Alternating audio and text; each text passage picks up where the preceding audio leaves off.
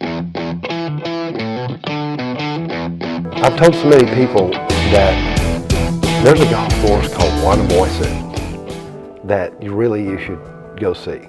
It is a par 69, and I once wrote in their foreword to one of their books, I said, Wannamoisett's par of 69 should be worn like a badge of courage, because there's every shot that you have to play on that golf course, yet it's barely 100 acres. It's maybe a shade under 100 acres, but it has one par 5, but it's just filled with the most beautiful, interesting holes that you could want.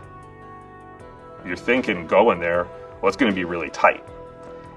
And it's not tight at all. I mean, the fairways are big and broad, and some places they sort of tie together here and there.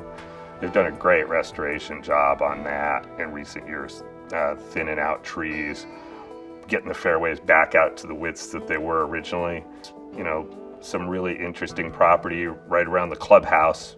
You know, there's deep hollow that you hit over on the first hole, and then the second hole turns around and comes back into a low area, and then there's that little third hole in the corner that's sort of an iconic Ross hole. A great set of greens, you know, terrific golf course.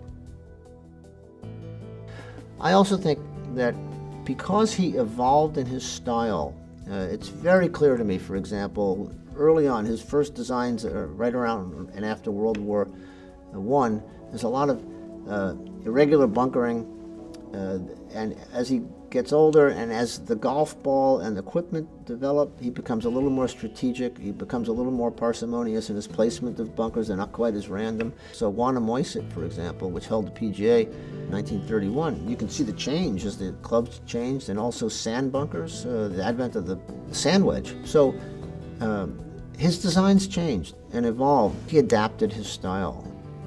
So, you know, a course doesn't have to be 7,500 yards to test people. In the end, at the reflection of the round, did most people hit every club in their bag? Probably did on every Donald Ross course. He wanted people, yes, he wanted people to be tested, but after all, he said golf should be a pleasure, not a penance.